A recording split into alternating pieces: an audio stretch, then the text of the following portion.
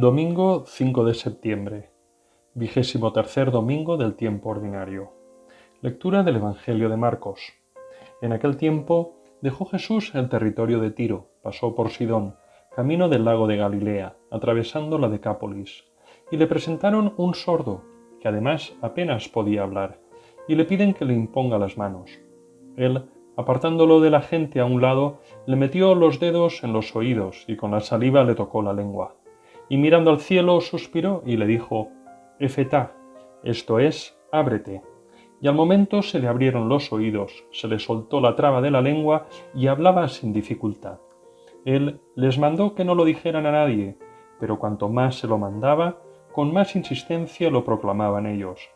Y en el colmo del asombro decían: todo lo ha hecho bien, hace oír a los sordos y hablar a los mudos. Palabra del Señor. Gloria a ti, Señor Jesús. No hay peor sordo que el que no quiere oír, dice el refrán, y es totalmente cierto. A veces nos tienen que repetir 4 veces el mismo aviso para que nos enteremos. Escuchamos, pero preferimos no oír.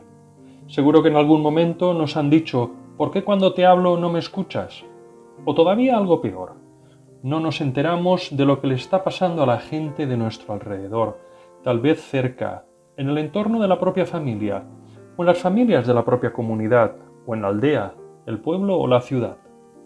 A lo mejor preferimos mirar hacia otro lado antes que abrir los ojos a la realidad, que no nos gusta, o tal vez nos hemos acostumbrado a verla y a oírla y ya nos hemos hecho insensibles al dolor y al sufrimiento humano.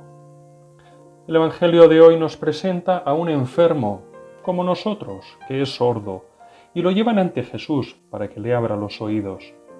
Ya sabemos que Jesús no era un médico otorrino, pero sí un sanador de sorderas físicas y espirituales. Recordemos que el profeta en el Antiguo Testamento ya decía: Israel tiene oídos, pero no oye lo que Dios le está diciendo. Es decir, la sordera es la metáfora que emplea la Escritura para hablar de la cerrazón, de necedad, de terquedad y de la resistencia del pueblo de Israel a escuchar lo que Dios les está diciendo de múltiples maneras. Hoy, en nuestras sociedades, bien podríamos aplicar esta actitud del pueblo de Israel a nuestros gobernantes, que parapetados en sus estratagemas opacas e ilegales y cooptando todos los poderes fácticos del país, vuelven la espalda al pueblo y hacen oídos sordos a todo lo que está pasando a la gente. O peor aún, ellos mismos, los supuestos servidores del pueblo, se convierten en sus verdugos. No ver el hambre de tantos niños y niñas en nuestros países es optar por la ceguera. No ser cauce de la justicia con entramados claros de corrupción es hacerse cómplice de la injusticia. No escuchar el clamor de un pueblo que pide condiciones de vida más dignas, la construcción de una sociedad realmente democrática, con plena independencia de poderes, es optar por la sordera. No hacer frente para cambiar las estructuras que generan desigualdad y pobreza en el país es optar por aceptarlas y formar parte de ellas. Dios, al igual que en tiempos del pueblo de Israel, sigue hablándonos de múltiples maneras. Solo hay que abrir, efetá, nuestros sentidos y nuestros afectos, para que escuchemos lo que nos pide también y lo realicemos. Que así sea.